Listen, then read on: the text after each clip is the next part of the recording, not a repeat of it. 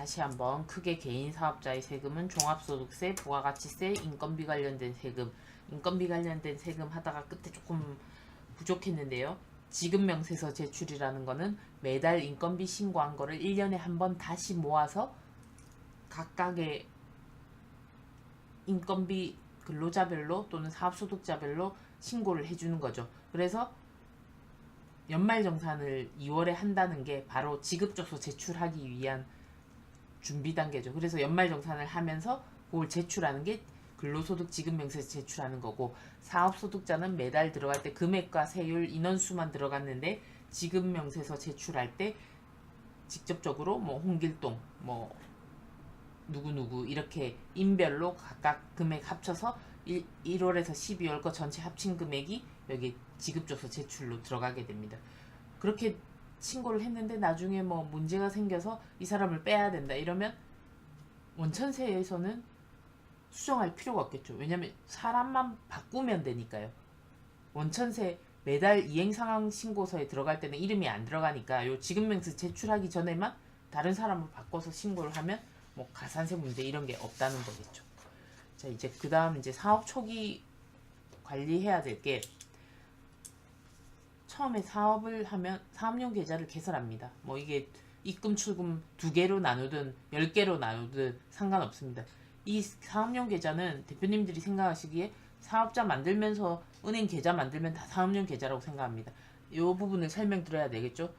우리 사업용 계좌라는 것은 일정 금액 넘어가는 개인 사업자에 대해서, 그러니까 도소매 3억, 제조업 음식 1억 5천, 서비스업 7,500, 이 복식부기 의무 기준 넘어가는 사람들은 이 사업용 계좌를 신고를 해야 됩니다. 신고만 하면 안 되고, 신고하고 나서 큰 금액들, 매출액, 대출받은 거, 직원급여, 월세, 매입비용, 생계와서 매입비용, 카드비용, 뭐 이런 것들 이 통장에서 입출금이 되어야 됩니다. 안 되면 그 금액의 0.2% 가산세가 붙죠. 신고 안 해도 그 해의 금액의 0.2%뭐 이렇게 들어가니까 무조건 사업용 계좌는 신고, 복식부기 넘으면 신고하는 게 사업용 계좌다 말씀드려야 됩니다. 뭐 사업했다고 해서 계좌 만든 게 사업용 계좌는 아니다. 세무서에 신고하는 게 사업용 계좌다.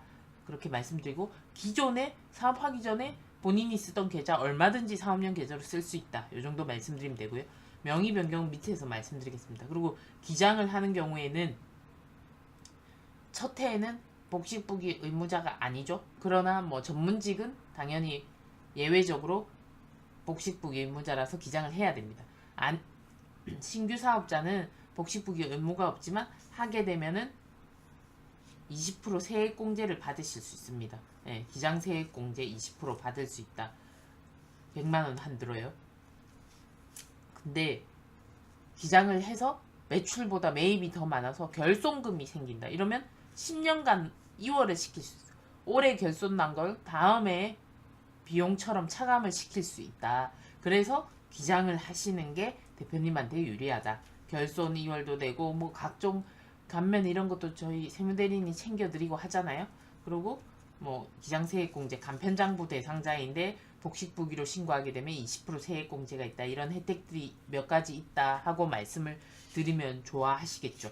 그 다음에 이제 이런 부분들은 우리가 챙겨서 신고 때마다 때때로 말씀드리겠지만, 실제로 대표님들이 위에 거는 뭐 앞에 거는 기억 못 하시더라도 이런 사업 관련된 기본적인 업무를 하실 때 항상 적격증빙 챙기시는 거는 꼭 열심히 해달라 하면서 그 부분을 말씀드립니다.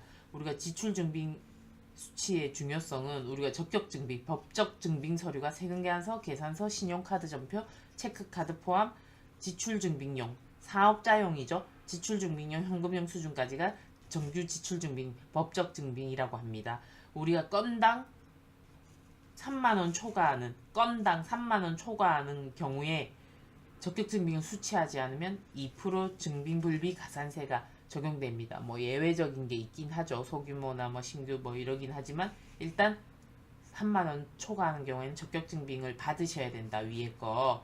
이런 거는 반드시 머릿속에 기억하시고 챙겨달라.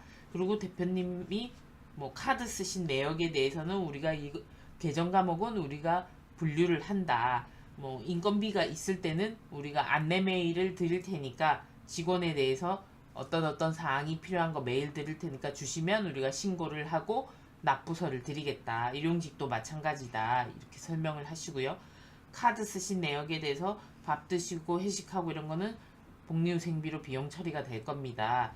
물론 3만원 미칠 때는 간이영수증 받으셔도 되지만 밥값을 22,000원 지불했을 때 이게 부가세 때 공제를 받으시고 얘는 소득세 때 비용 처리가 되고 이게 낫지. 간이영수증으로 22,000원에서 소득세 때 비용 처리하는 것보다는 이게 훨씬 좋습니다. 부가세 공제를 받고. 그러니까 몇천 원도 요즘 카드로 다 쓰시지 않습니까? 카드로 꼭 쓰십시오. 또는 현금영수증 사업자용 끊으십시오. 이렇게 설명을 드리는 겁니다. 접대비는 국가에서 안 좋아하는 비용이죠. 그래서 연 한도도 정해져 있고요. 이게 이제 1,800으로 바뀌었죠. 예. 그 다음에 이 일반 접대비가 경조사비, 청첩장, 돌잔치, 조의금 이런 것도 비용 처리가 가능하다. 그래서 그런 증빙들을 챙기시면 된다. 설명해 주시고요. 임차료는 세은계약서를 일반적으로 받는데 집주인이 간이가세자다. 그러면 송금명세서를 받으시고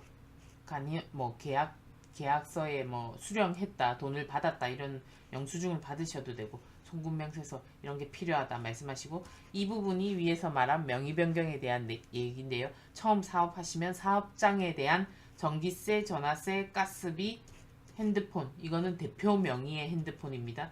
뭐 한 개가 될 수도 있고 여러 개가 될 수도 있겠죠. 이런 부분은 반드시 인터넷 사용료 뭐 이런 것들 이런 거는 사업자 등록번호가 기재돼야지 부가세 공제가 가능하니까 반드시 사업자 시작하시면 이거는 한전에 뭐 KT에 뭐 SKT 이런데 도시가스에 전화하셔서 사업자로 신청하시라고 얘기를 하셔야 되겠죠. 그래야지 부가세는 공제받으시고 나머지 공급가액은 비용 처리가 된다 얘기하십시오.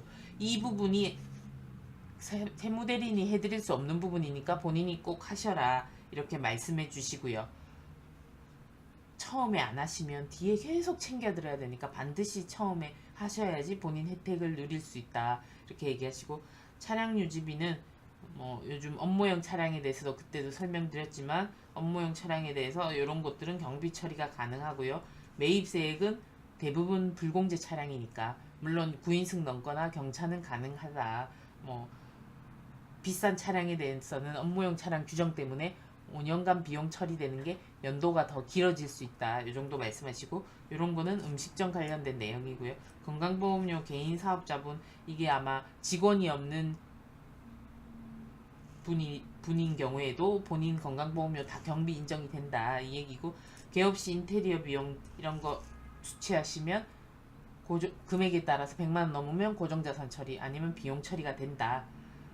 특히 2% 넘는 거 인테리어 같은 경우 금액이 큰 경우인데 세은계약서 안 받고 그냥 계좌이체만 하시고 그런 공사 관련해서 계약서 이런 게 있으시면 이 부분에 대해서 첫해 신규 사업자는 가산세도 없이 비용 처리가 가능하니까 세은계약서 부득이하게 못 받은 경우에는 이 규정에 따라서 가산세 없이 이체한 내역 그다음에 계약서 같은 거 가지고 인테리어 비용 시설장치 등으로 고정자산 비용 처리할 수 있다. 이런 것도 설명을 드리면 됩니다. 그래서 이런 부분이 대표가 챙겨야 될 부분이다 하고 한번 쭉 훑어서 설명해 주시면 되겠습니다.